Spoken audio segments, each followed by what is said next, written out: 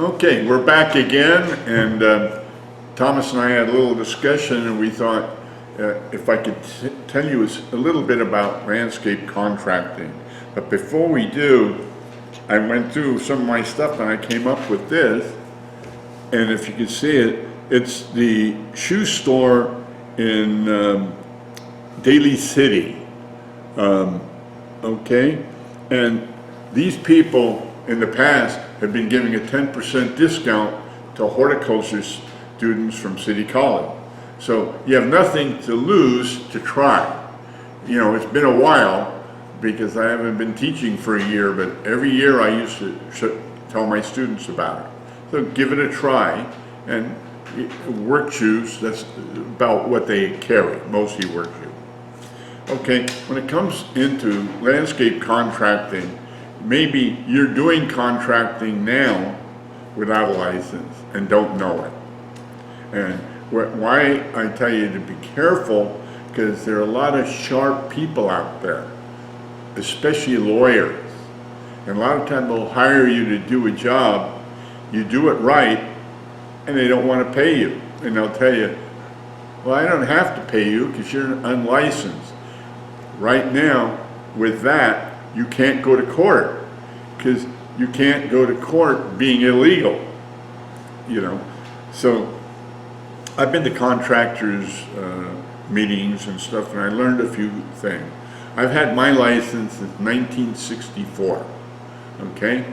And certain things have changed, and the main thing, I will tell you first, how to train for license and thing, and then we'll tell you a little bit more about the license. Or maybe I'll reverse it and I'll tell you more about the license. There are two parts to the license. And the main thing is you can't do jobs over $500, $500. And I always found $500 is not a lot of money, especially today. You put a street tree in, and it's a 3-foot box, I mean a 2-foot box, and dig the hole and do all this, you're over $500. So you're supposed to have a license, okay? And if you want to get a license, you have to have experience. You're supposed to have 4 years. In the past, and I don't know if it's still that way, they used to allow you 2 years of a certificate from City College or a horticulture junior college as 2 years of that experience. Above that, you're supposed to work for a contractor, a licensed contractor, and have a W-2 form. If you didn't go to City College and you worked for 5 years for this contractor or different contractor, you have income tax form, W-2 forms, and that will all apply toward your experience. So you have to apply for the license to the State License Board in Sacramento, and then you put down your resume of everything, your studies and what classes you took, and all your experience. And then they'll let you know that you qualify, and then you apply to take the test, okay? The test comes in two parts, the law part and the trade part. And before we go on, I would tell you, you can't just go to City College and think you could pass this test. Forget it. You won't. We do not teach here the law part. Very intricate. So when you study for that, the license you're going to go for is a C-27, landscape contracting, okay? But they have all kinds of C licenses, plumber, electricians, cement work, all this. Under the landscape contracting license, you could do all these things, but one piece of it can't be more than half or more of the contract. Let's say 3/4 of it is plumbing. You're supposed to have a plumbing license then. But if it's about 1/4, you can do it, okay? So the law part takes in workman's compensation law, lien laws, civil laws, suits, all of these things. And I can't even tell you what they are from when I took the test or whatever. So you have to take a class, and we'll get into that in a few minutes.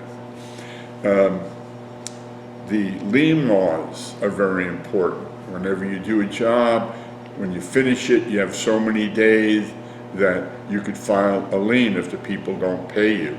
And that's why you want to make your last payment almost 30 days from the day that you finish the job, so you don't drag it out too far. So you can still put a lien.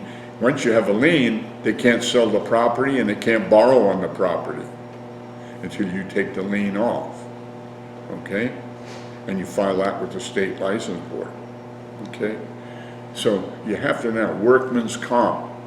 You have to have know all the laws and rules for labor, because most likely when you do landscaping, you're going to hire somebody. If you do it all yourself, you don't have to worry about that part. Okay? Because you're not covered by workman's comp. You know, they don't like to cover the owner, because the owner's on duty 24 hours, and that way you'd be insured for 24 hours. Then your premiums are way up, you know. So once you get to the trade part, the one for landscape contracting is just a lot of the stuff that you learn here at City College. So you could say, well, I would get that, I don't need the other part of the course for the license. Well, I tell you to take that. It'll tell you what type of questions you're going to get. And then I had a friend tell me that all the answers to all the questions are on the website of the state license board or Landscape Contractors Association education team. So, but you know, it's vast. They're only going to give you so many questions, and what I understand now, it's timed. So you'll have so much time to do the test. So each question is 1 point. So when you get to a question of a landscape job on the test, we've got plants, labor, your bond, all this, and expenses with a profit. Don't spend too much time on that, and put a mark on the side of your notes and go on to the next one. Do all the easy ones, because whenever you pass the right amount, whatever the percentage is, let's say you could pass it, passing can be 75%. Once you hit 75%, up on your screen it will say, you passed, you are done. So if you skipped over this big landscape job but kept going here, you didn't even have to do that. So keep that in mind, and I think they teach you that in the class. There are all these little tricks that you have to find, otherwise you're going to get locked up on that. You may not do the rest of the test. Okay? So you do that. Once you have your license, you have to pay a fee after you pass the test, and you have to pay for a bond. The bond now is $15,000. In my day, it was $5,000. And what I did, I took the $5,000 that I had and I put it in an escrow account with the state of California. That I couldn't touch that money, but I was making 5%.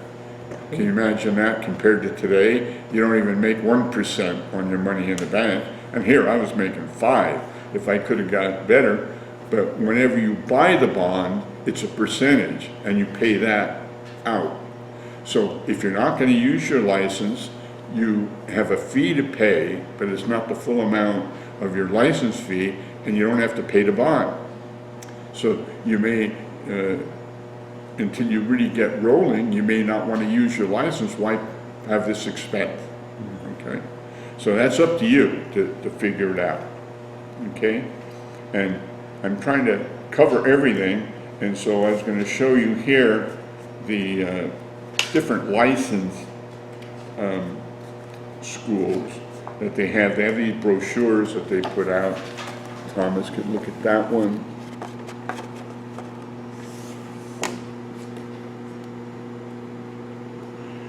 Now the prices may be up now, and this is another one that we have, and I think it's about $200 for the 2-day, and that's called Crash Course. When I did it, they didn't have these schools. around California. They had it in LA, and what I did, I did a correspondence. So they send you the material and you study by yourself. And what we did, I got a friend that went to horticulture with me, and we'd study together. And we kept procrastinating to go take the test.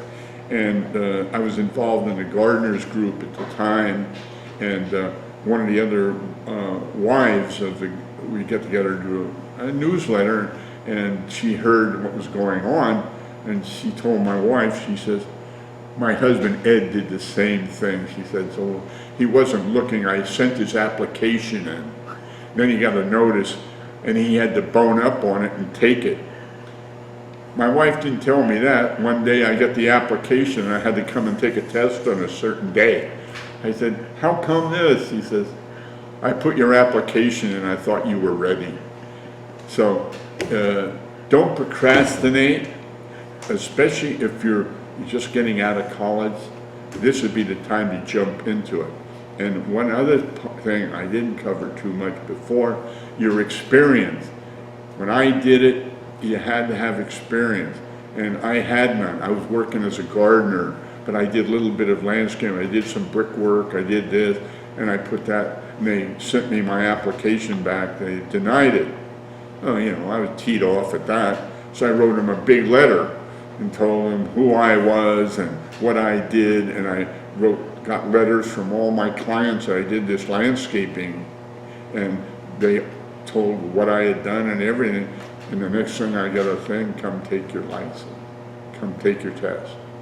So I don't know, you would have to go through this process and look it up on the internet and find out if you can use any of your own experience, okay? In closing, if you're working now and you maybe go over the amount of money, you can work legally by the hour. You don't hire any employees, and you don't supply any supplies. You have the client pay for the supplies, they pay for the help, you just charge them for what you do. By the hour, that is totally legal. It could be well over thousands of dollars.